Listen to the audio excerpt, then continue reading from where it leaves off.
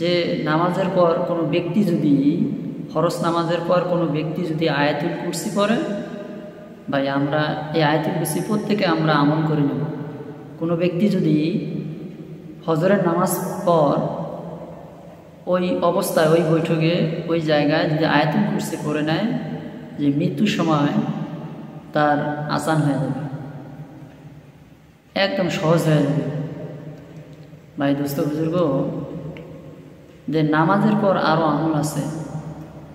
যে কোনো ব্যক্তি যদি আল্লাহুম্মা আজিরিনা মিনান নার 7 বার করে, আল্লাহ পাক তার জন্য জাহান্নামের আগুন হারাম করে দেবেন। যে বলাইতেছে কেউ যদি নামাজের পর আমল করে যে আল্লাহুম্মা হাসিবনি হিসাবান ইয়াসিরা, আল্লাহ পাক তার হিসাব নিকাশগুলো কাল কিয়ামতের দিন সহজ করে দেবেন।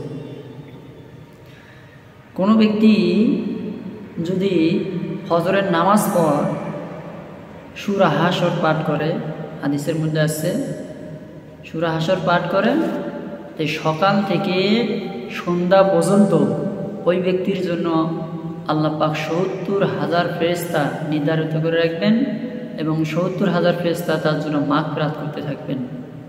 আর কোনো ব্যক্তি যদি মাগরিবের নামাজ বাদ সূরা হাশর তেলাওয়াত করে, মাগরিব থেকে সারা রাত ইশার ফজর পর্যন্ত বাকি ৭০,০০০ ফেরেশতা তার জন্য মাগফিরাত করতে থাকবেন, দোয়া করতে থাকবেন। এই জন্য ভাই আমরা সূরা হাশর সকাল সন্ধ্যায় তেলাওয়াত করি এবং আমল করি। কোনো ব্যক্তি যদি ফজরের নামাজের পর সূরা ইয়াসিন তেলাওয়াত করে, ওই সূরা ইয়াসিনের আমল করার কারণে আল্লাহ পাক তার সমস্ত অভাব অনটন দূর করে দেবেন, বিপদ আপদ বালা মুসিবত থেকে আল্লাহ পাক হেফাজত করবেন।